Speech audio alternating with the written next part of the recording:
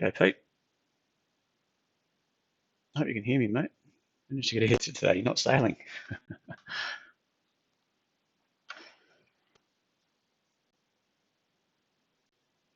All right. Just wondering if everyone's getting the alerts across okay.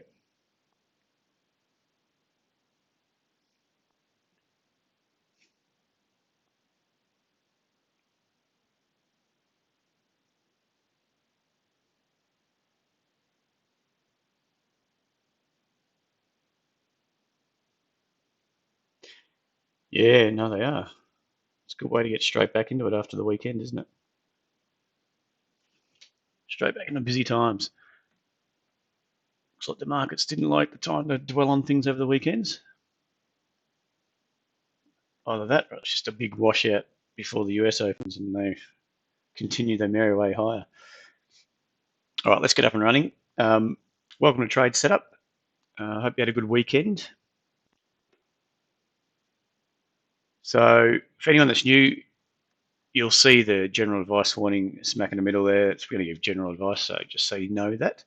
Top left, join us at Twitter. That's our Twitter handle, at trade_setup. Facebook, the top right, and then subscribe to us at YouTube. All right, I'll get rid of that, and then we'll get into it. So today, let me just get up. What am I looking for? That's what I'm looking for. So today I'm just going to talk about a bit about gold. I saw gold. Well, it looks like it's starting to move. It's getting a bit of support. Aussie gold, especially. I mean, if coronavirus keeps going, it's sort of hard whether it's just sold off a bit or, sorry, not so much gold, but talking about the Aussie dollar. So gold in terms of Aussie had a big night on Friday night. And I think that gold, the more that comes out about the coronavirus, I think potentially we haven't seen the worst of it yet. And the hardest thing to gauge is, well, there's two things. One, what does it mean to the Chinese economy? And two, how much are they actually telling us? And I think that's a bit of a concern. They're just notorious for hiding things, covering it up, and if they can't, they try to manage it as best they can. So my concern, and I think a lot of people would be the same, is that maybe we don't know the worst of it, or look, maybe it's not as bad as what we think. But I think either way, there's a bit of fear still lingering around, even though the market's sort of heading higher. The US is still at highs. The US, I mean, wouldn't take much for people or traders to try to lock in some gains because it still is, well and truly extended. Our market's extended. We've opened and we're bouncing back a bit now. Whether, even if it does, the equity markets still do okay. If Aussie dollar keeps getting sold off, even if gold doesn't do too much, it sort of bounces around, which it can, gold in Aussie dollar terms goes up. So that's sort of what we're liking. And then if it doesn't, if we've got the fear factor and you've got the safe haven buying, I'm looking for gold to actually kick on a bit. And I don't know if anyone was watching it, even when we were rallying recently, big bounce back, gold was still ticking away higher. It was sort of, gold, we're buying gold as a safe haven, and crude we're looking at was ticking lower, and copper. They're sort of the three things I've got my eye on because they're really reactive to what's going on with China and how China's demand's going to go for those three. Well, it's not so much gold, but crude and copper, and obviously a few other things, what their demand's going to be like. If their economy starts slowing because of what's happened, and it could have some adverse effect to us as well. People were talking about, property. So there's a whole lot of rental, or apparently I was reading somewhere the Chinese rentals are pulling the pin, citing something, I don't know, whatever circumstances, but they're pulling the pin early on rentals. So rental agreements. So that could start triggering a bit of a flow-on effect if that causes concern. I mean, it's only probably rubbish which you read on the internet, but just these sort of things taken into account. And if we start seeing that flow into gold, then I think gold could sort of tick off a bit more. But we'll see. We've got one today. I know we mentioned we've got EVN on the radar. I think, Lauren, I just read a second ago, I know they got earnings on, was it Wednesday? But it looks like they've been sold so heavily. I mean, if they just beat consensus, if they come out as consensus or even beat them, I think there's some upside potential.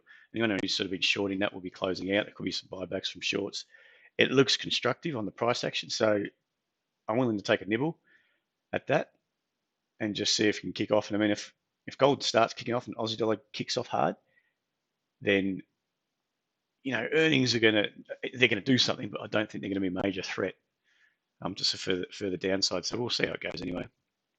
Of course, if they come out and they get crucified, yeah, made a mistake, but that's the nature of the business. What else have we got? So, yeah, today I just want to play around with gold. We'll have a look at some charts. We'll look at some ASX stuff, a few bits and pieces, and then we'll just get into open it up. You can talk about anything you like. I mean, feel free to chuck in some FX charts. We'll look at some commodities. I don't know if anyone's sort of following just the stocks or a bit of everything. I mean, personally, I know we've spoken about this a long time ago. I remember somebody said, why bother look at the overnight markets, you focus on your stocks if you're doing stocks.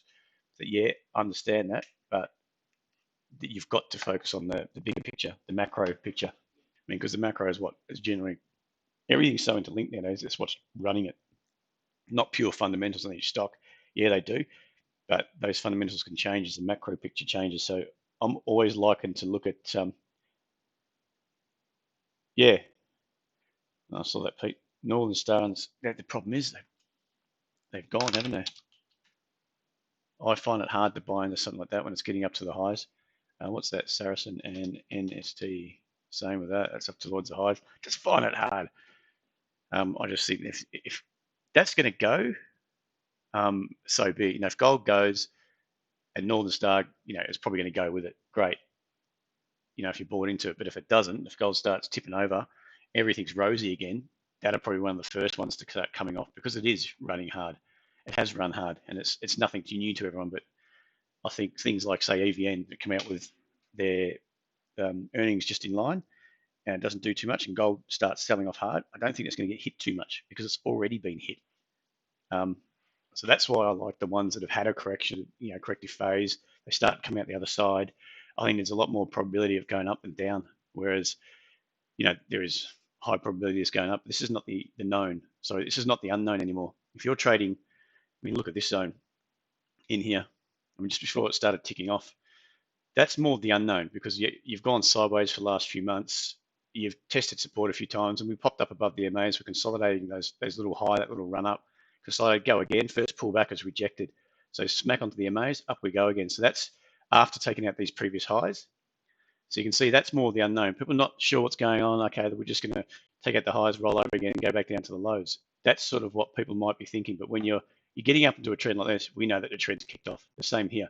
We know that the trend's kicked off. There's nothing that can, it'd be pretty silly to think the trend hasn't kicked off if we're up at these sort of levels after we start to kick off. So what I'm saying is that when it becomes more of the known, people are mostly in it or they're not. The bigger players have positioned themselves, or they're probably buying, adding, they might be adding to a position that's already in the green and so on. But I think when you get things like that, the higher they go, the more stronger fundamentals they need, or they need to start performing better, if that makes sense, or gold needs to really kick off for that to keep moving. If gold doesn't do anything, there's going to come a time when people are probably potentially looking at $14, go, oh, look, gold's doing nothing. I thought it would. I'm sitting on some gains. Let's take some risk off the table. That sort of mentality. And if gold does head south, then there could be a bit of everyone chasing their tail because, like I said, it's not that unknown anymore.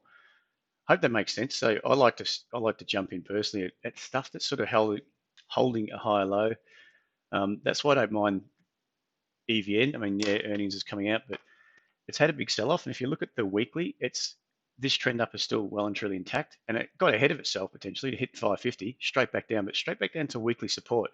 So that higher low is starting to confirm on the weekly, not just the daily starting to show some good signs, but the weekly, it potentially just bouncing off that weekly support. Yeah, it could turn around, head south.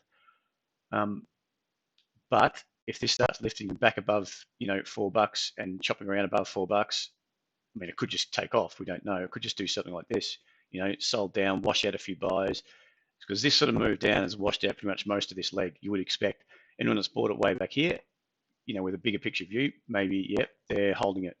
They're happy to hold it. They probably took some risk off along the way, maybe not, but they're not underwater. Whereas anyone that bought it in this leg up, from last year, early last year, that big run up, then that's what's going to, that sort of move back is going to concern people and going to squeeze them. And that's why you can get, it's moving below the MAs. The MAs hasn't, well, it's sort of crossed down, but I think you got some volume coming in. Well, nothing really any different, but it looks like it's in a prime position on the weekly to go off. So you're dropping it down to the daily, and then you're starting to get, a press down, oversold, goes back to overbought, presses up, holds that, just below, say, 410, 415, this high. But then second time it comes down, it gets rejected real quick, and the selling gets soaked up quite quickly, and then all of a sudden it starts to go, so gradually going down. So when you've got price action, I just got to draw it, that goes from a sudden shock down to being gradual move down. That's just a sign that anyone that's selling it, or potentially whether they're selling because they want out or whether they're selling to short, they're changing their mind. So when you've got something that's, it's the same on the upside. Something that's gone down like that, let me just change that, especially, I just want to have a deeper correction, especially after a bit of a deeper correction like that. So it's been quite, the market's been quite steady, gets hit, bit of a bounce, shallow bounce, bang, gets hit again, shallow bounce, gets hit again. You can see the steepness of that would be different. And if you start to see it different to playing out like this, and things start to, they're not as steep. You can see that's not as steep as that. The gradient of that, whatever you want to call it, I think it's gradient. That's just meaning that sellers, after all this move down, sellers are starting to run out of puff, or they're just as even, but buyers are starting to step in, because you've got to remember there's only a certain amount of, there's not an infinite amount of sellers, not an infinite amount of buyers. They start to run out. It's just fuel for a move up, fuel for a move down, all the same sort of thing. We've got limited fuel for any move, is the way I like to think of it. I mean, if there's limited fuel, how much of, you got to sort of assess the probabilities, how much of it's come out. After 3 moves down, we've gone from the unknown up here, when buyers are potentially still jumping in, buyers in here, maybe some buyers in here, and then all of a sudden you got this secondary move down. They go, no, that's it. It's not going up. It sort of becomes the known. So once it starts becoming a known, there's either sellers, buyers who have bought it in this leg are out, or the latecomers are starting to chase their tail and start to chase it down. But either way, you're starting to run out of that selling fuel the further it moves down. Does that make sense? So once that turns, my theory is basically once you start to see, that gradual, let me just get this back, this gradual move down, it's starting to show some signs of buyers. And I know this is not my traditional buy entry, which is probably going to tick off any second now with any luck through here, but it's starting to confirm that higher low. You're starting to confirm the higher low. Okay. Even when you've got, this kind of action here, sharp move down. Okay. We've got to sort of that oversold, not completely oversold territory. We've got down there, got soaked up, gradually moved down at a higher level, same sort of pressure from the sellers. So buyers are soaking up for sure. And if it turns, if anyone's shorting in there, expecting it to run down because of into earnings, crappy earnings, whatever it may be, then they're going to have to turn around and get squeezed out on a pop. So that's what we're thinking. The market's bounced back pretty hard. Just looking at it's down only 3 at the moment, so it's not bad. It's getting supported. So yeah, I hope that makes sense, and that's sort of why we're entering. If gold ticks off today or tonight, Aussie gold and Aussie keeps rolling over, then yeah, that should be supported, and you might see that run up. I mean, if it runs up quite hard, I'm happy to bail. More than happy to bail before the earnings. Just depends what it does, where we can put our risk. What was next? Newcrest, is that what you said, Lauren? Yeah, so Newcrest. Newcrest is slightly different to me. It's not so much a high low. And it's hard. I guess you got to put it in perspective where when you get a high low, it's got to be distinct. You can't really argue it. When I'm talking a high low, so we're going anywhere sort of within 5% of that low, I think that's just a double bottom. And I think that's more what Newcrest has done. It's popped up, it's come straight back down. So that if the MAs are sort of, I can't draw it. If I can draw it a different color, I've had a couple of coffees, so don't mind my shaky hand if it comes out a bit funny. You can see how that's your MAs. If we just, well, let's just try that again. If that's your MAs coming through, there's no reason why it can't continue down. I mean, at this stage, we don't know. And the market, you can tell the market doesn't know. We can go up, we can roll up, we can keep rolling down. You don't know. So that MAs can come together. I use a 20 and a 50, come together, compress, expand lower again, or expand higher. But we're just at that stage where, actually keep it red, we're oscillating between the MAs. We're doing this. We could continue to do that before we start to lift. And if we start getting a high low, then great, off we go. But until we do, I wouldn't be too confident on that. It is, the thing is, it's just sort of bouncing, and probably today because Aussie gold just perked up a bit, sort of Friday night, a good excuse. There's buyers that, I don't like to do that so much, but buy off a low. Just because it's coming down a low doesn't mean anything. You could have thought that here rolls over. You could have thought that green candle rolls over.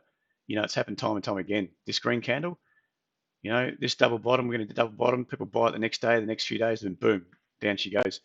So you're not confirmed until it's confirmed, and I don't think that's confirmed yet. And it's not a high low. It's just a little bit shy of these lows at around 28, but close enough for me to call it a double bottom.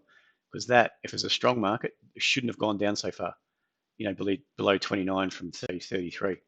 So that's the way I'm looking at Newcrest. So this could go sideways. If we keep oscillating, if we pop back up above the MAs, come back down below the MAs, it's just uncertainty around of what's happening with Newcrest. In saying all that, MAs are up. The 20 is above the 50, but they are starting. There's potential for them to cross. So this, to me, on the weekly, looks like it's compressing a bit. If it gets held up, what you ideally want to see is for Newcrest. So we're probably talking a bit early. This is looking good. I like, we build a base, leg up, come back, build a base. That big correction there, leg up. So whether we're going to at the start of this phase or we're here, if you're just looking at the weekly, I suggest we're way in here with Newcrest. But doesn't mean we can't go up. Doesn't mean anything. But if that's the case, we sort of had that.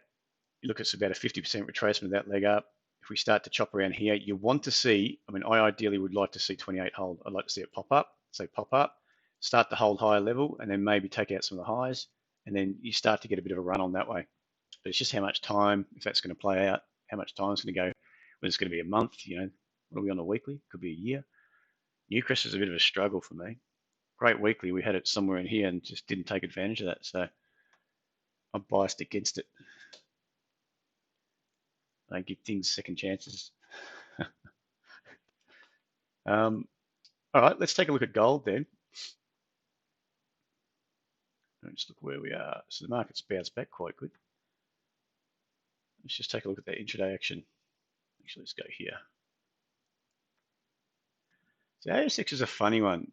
It is still popping up. I think there's enough.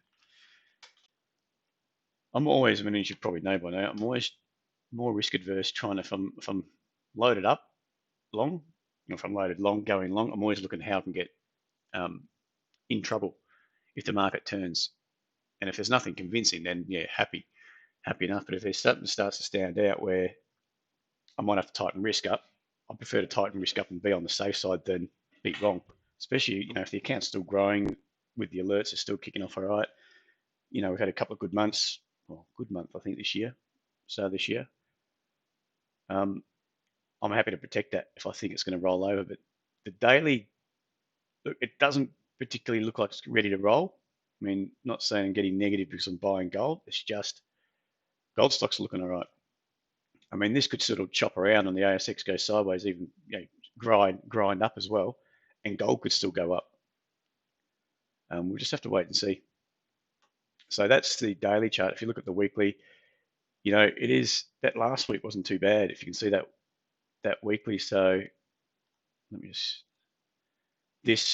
maybe a year. That kind of big rejection off 69, how it bounced straight back above 7,000, off 6,900. That's not bad technically. That's not too bad at all. But if it chops around, if we start to take out this higher 70.51, still about 30 points off that, then yeah, we could tack into new all-time highs. And you can see, I've always liked those two moves. Once you get that sort of secondary pop down and it's bounced straight back up to 70.50. Let's just do this. Let's just draw that. This is on the ASX. So we're, to me, a bit of a crossroads, as in the levels you're looking at, what you should be looking at, I think, draw blue. Blue is probably my favorite color. There you go. It's a 70-50, that zone in there. You can see how we've come down, retested it, or not retested it, but popped up, hovered there for a bit, sold off, got down to 69, got bought straight back up again. So that's not a bad sign. If we sort of gradually come down and build that inverse head and shoulders, then I haven't really said that much before, the old head and shoulders, but we're at that zone. If we sort of gradually grind down, and it's looking like we're going to hold on those MAs, which is about that 7,000 mark, which is the way we move back up today is suggesting that. We could either take straight off, break straight through 70-50, and on we go back up towards the highs, trade into new all-time highs. And we're probably going to wait for a bit. We have to wait and see. There's nothing suggesting you can also do the same. If you've got that 2 moves down, we pop back up here. We're starting to get down there. There's no reason to say we can't just chop around here and hold a lower, grind down a bit and hold a lower high and then go. And then all of a sudden you've got sort of a double top there, minor double top, and you're starting to get pressure again. You've got another lower high. That would suggest we're going to take out 69 and we're heading south. So yeah, we're still, in all, the context of the market, it's still up. If we just, that market's still heading higher, and we're trying to sit on top of the MAs here. We've had everything thrown at it. We had, what do you call it?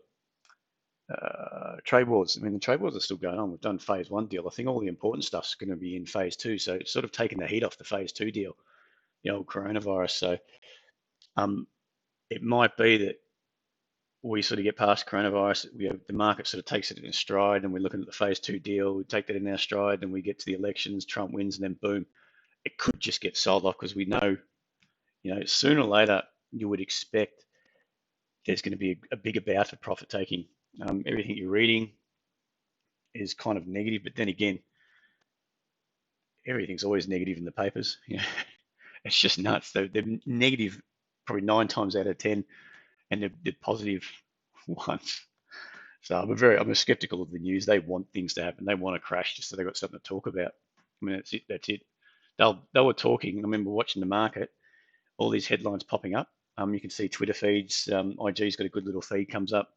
All these new feeds that come up saying how negative they are, and the market's going up. And not long ago, those same sort of headlines would have get the market selling off, but instead, the market sort of brushed aside and they're heading high now. But yeah. Well, any questions? Just what's everyone's thoughts on the index? Right now, it's like I was probably just saying, it's hard to say we're heading down, and it's hard to say we're heading up.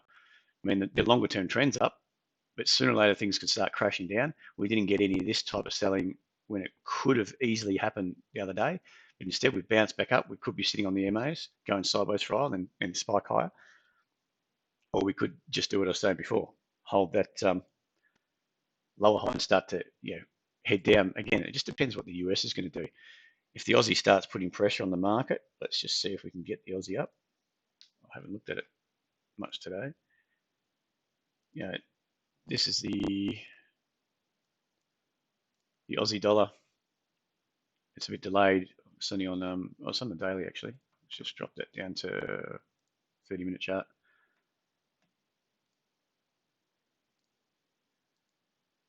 The Aussie, you can see it's been sold off quite heavily. It gets done in the US, so this could be chopping higher.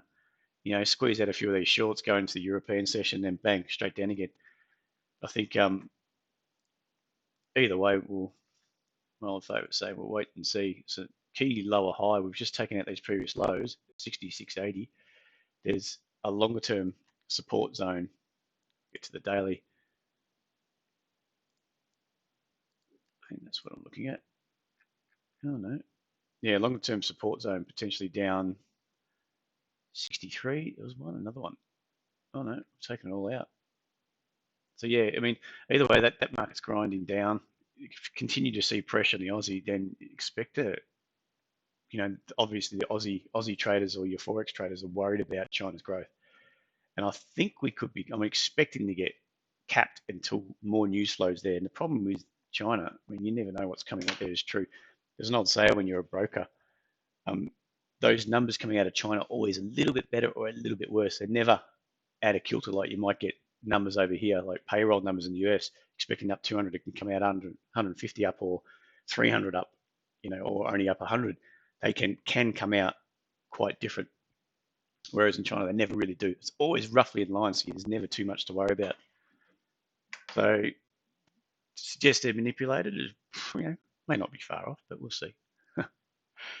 So that's this morning. What I was looking at on the SPY, I was expecting a bit of a washout, not that much of a flush, but we did get that.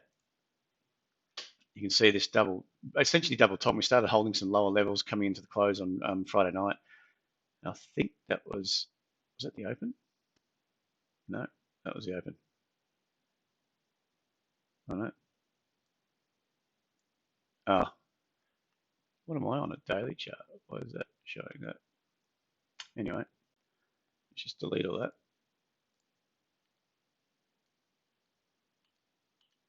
All right.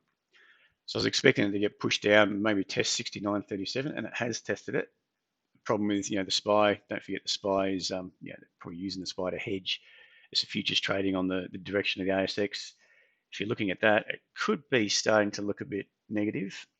If you're taking some sort of support through here, or even through here, we'll just get that. What's that low? Oh, look, or we could just be way in here. We could be coming in line. So that's the support down there. It'd be interesting to see. It's just this double top. You'd expect to put a bit of pressure, which it is, on the market.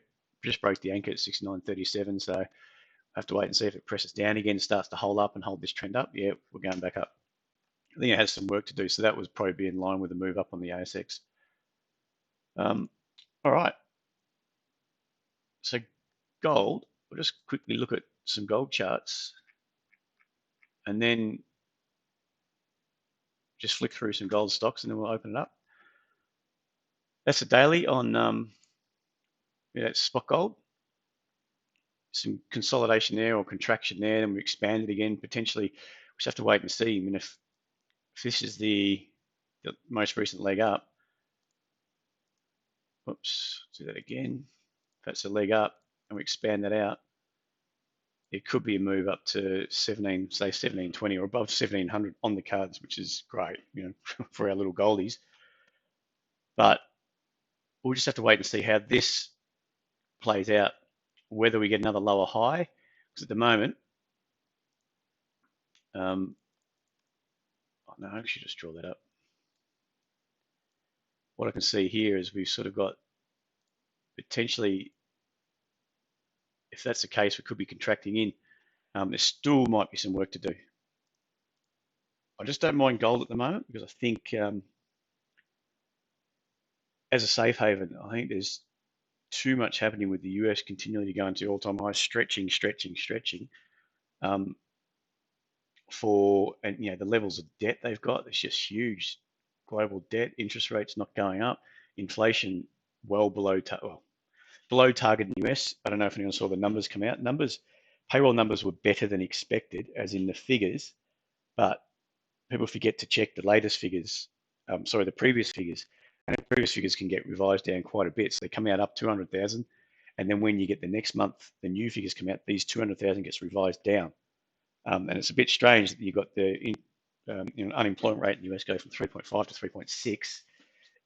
Potentially, it's just those revisions are going to knock it on the head, and they're near full employment. So if you're placing your bets along, for employment to go up or down in the US, I'd be unemployment to go up because it is getting stretched. There's only so many people you can employ in that country. Even though the economy still is doing well, but you wouldn't mind seeing inflation pick up, but it's not. So there's still a few issues. It's just the thing is, I think with equities, the way I'm looking at it, they're happy to be long US. And that's why the US dollar is going up as well. Happy to be long US. Where else are you going to put your money? Where else is funds going to put money? When US just keeps ticking higher, money just keeps flowing in there looking for yield. They have to put it somewhere. Don't forget, most funds, generally all funds, I don't know about the US. I know in Australia they have a mandate. You can't just be in and out into cash, as much cash, hold cash on hand as much as you want. One reason, you're not going to leave it in the bank, you're getting no interest. They're not going to give the funds these massive interest. Where are they going to put them? That's why you had bonds starting to tick higher, because bonds, you're getting a bit of yield over there as well. Where else is there to put it? Probably not bonds. I don't know about the bonds anymore. But equity markets, if they keep going high, and if you have to be in the market somewhere, whether you have to be invested, not just in equities, but you've got a mandate in your fund, you can only go 30% cash. So you've got to have 70%, especially with the industry funds. They've constantly got money coming in every month. They've got to put it somewhere, so they keep buying, whether it's buying into US, they just keep buying it into our market. So they are starting to support it, and they don't really have many places to put it at the moment. So that's why I still think, especially in the US, some major global funds are putting money over there. Whether you go into Europe much, who knows? I mean, even though the equity markets are going up, but the US just keeps ticking away into highs. You've got a better yield on your currency too. If you're an Australian fund thinking of Europe or the US, where would you put it? US, because you get the yield differential between Aussie and US. You're getting that for your funds, plus you're in the markets going up. If you put it over to Europe, you're getting the reverse. I think we've got better. They've got negative yields. We haven't. So why would you bother flowing money, losing it on one side, and there is potential that the equity market gets hammered. So that's the way I'm viewing it at the moment. I think that's why the US is doing well. Lower interest rates just means that you've got to put it somewhere, I guess. Anyway, what was I talking about? I get sidetracked very easily if you didn't notice. So that was gold. I still think this is sort of what I'm looking at in gold on the daily. If you look at Aussie gold, I was expecting a bit of a pullback, but I think we can contract and hold some higher lows. That's what I'm looking at on gold. It's held this support zone here. There's no reason why it can't just keep chugging high day after day, get a couple of good days run up, take out these highs at 23.83, go through 24 to its way. It could be another, 60, 70 bucks higher quite easily. We'll just wait and see. Don't know what that yellow thing was, but definitely that's your trend up, contraction, trend up. We're potentially could be at the beginning if we go into a weekly chart. Let's just see what the weekly's saying. Long sort of, curving up here, starting to get a bit ahead of itself. It is on the weekly a little bit stretched, but there's no reason why, even if this stays stretched for a while, it could just keep chugging higher. So the weekly, I don't look at whether it's stretching off too much. It's more the momentum. And it is up on the weekly chart still at the moment. The dailies, we had this little pop lower. We bounced straight back. We'll wait and see how that goes. So yeah, that's it for gold. So we've got a couple of VINs put up, ALK and GLN. We'll have a look at those. Is there anything else you want to look at? We'll look at just the goldies, just what we've got on at the moment. DCN's